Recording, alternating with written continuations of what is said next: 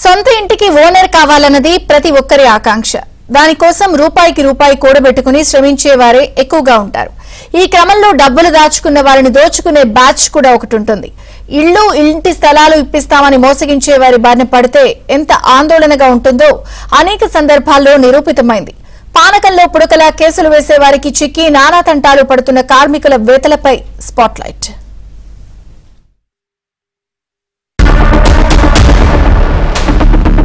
రేపో మాపో పట్టాలు ఇచ్చేస్తారు, సొంతింటి కల నెరవేరుతుందే అని కోటి ఆశలతో దశాబ్దంగా వేచి చూస్తున్న ఆర్టీసీ కార్మికుల వ్యదార్థభరిత కథ ఇది. ఆర్టీసీ అధికారులు, ప్రజాప్రతినిధులు ఇచ్చిన హామీ నెరవేరకపోవడంతో కార్మికులు లబోదిబోమంటున్నారు. పీలేరు ఆర్టీసీ డిపోలో సుమారు 500 మంది కార్మికులు పనిచేస్తున్నారు. 470 మంది ఆర్టీసీ కార్మికులతో 21 అక్టోబర్ 2013లో ఏపీఎస్ ఆర్టీసీ హౌసింగ్ సొసైటీని ఏర్పాటు చేశారు. 13 మంది సభ్యులతో కమిటీ ఉంది. ఇళ్ల స్థలాల కోసం ఒక్కో కార్మికుడు నుంచి 2 విడతల్లో 40,000 రూపాయలు చొప్పున 1,92,00,000 వసూలు చేశారు. పీలేరు మండలం ఎర్రగుంటపల్లి పంచాయతీ పరిధిలోని నెట్టిబంట వద్ద వేర్వేరు సర్వే నెంబర్లతో 15.77 ఎకరాల భూమిని కొనుగోలు చేశారు. ఈ డికేటీ భూమిని కొనుగోలు చేసేందుకు 1,21,00,000 ఖర్చు చేశారు. భూములు కొనుగోలు చేసి ఏళ్లు గడుస్తున్నా ఇళ్ల స్థలాలు ఇవ్వకపోవడంతో పలువురు కార్మికులు కమిటీ సభ్యులపై తీవ్ర ఒత్తిడి తీసుకువచ్చారు. ప్రయోజనం లేకపోవడంతో పీలేరు పోలీస్ స్టేషన్తో పాటు ఆర్టీసీ ఎండీ, రాష్ట్ర హైకోర్టులోనూ 13 మంది కమిటీ సభ్యులపై కేసులు వేశారు. ప్రస్తుతం సభ్యులు బెయిల్పై ఉన్నారు. 2019 సార్వత్రిక ఎన్నికల్లో వైఎస్ఆర్సీపీ అధికారంలోకి వచ్చిన వెంటనే ఆర్టీసీ కార్మికులకు ఇళ్ల స్థలాలు ఇస్తామని అప్పటి జిల్లా మంత్రి పెద్దిరెడ్డి రామచంద్రారెడ్డి ఆర్టీసీ కార్మికులకు హామీ ఇచ్చారు. మంత్రి పెద్దిరెడ్డి ఆదేశాల మేరకు పెద్దిరెడ్డి రామచంద్రారెడ్డి ఆర్టీసీ నగర్ అంటూ శిలాఫలకం వేసి కార్మికులకు లాటరీ పద్ధతిలో ఇళ్ల స్థలాలు కేటాయిస్తూ నెంబర్లు జారీ చేశారు. నెంబర్ల కేటాయింపుతో సరిపెట్టుకున్న పెద్దిరెడ్డి రామచంద్రారెడ్డి ఆర్టీసీ కార్మికులకు ఇళ్ల పట్టాల మంజూరు చేయడంలో తీవ్ర నిర్లక్ష్యం, జాప్యం ప్రదర్శించారు. దీంతో ఇప్పటికీ ఆర్టీసీ కార్మికుల సొంతింటి కల ప్రశ్నార్థకంగానే మారింది.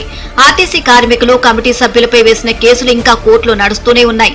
కేసులను పరిష్కరించి తమకు ఇళ్ల పట్టాలు ఇవ్వాలని ఆర్టీసీ కార్మికులు కోరుతున్నారు. 2013లో 40,000 రూపాయల లెక్కన 450 మంది డబ్బులు చెల్లించినారు కమిటీకి. వాళ్ళు ఇంకా కేసులు అనేది అట్లే ఉన్నారు, కానీ ఇంకా మాకేమి రిసిప్ట్లు ఇచ్చినారు అంతే, కానీ స్థలాలు గిలాలు చూపించి వాటికి ఏమి పట్టాలు గిట్టాలు ఏమీ లేదు. హౌసింగ్ సొసైటీ ద్వారా ప్లాట్లు ఇస్తామని 40,000 రూపాయలు డబ్బులు వసూలు చేసుకున్నారు. తర్వాత డీకేటీ భూములు కొని అవి ఇంతవరకు మా ప్లాట్లు లేదు. కోర్టులో కేసులు ఉన్నాయి, అది ఇది అని చెప్పి కాలయాపన చేస్తున్నారు. మిగిలిన డబ్బు కూడా తీసుకుపోయి బ్యాంకులో వేసిండారు.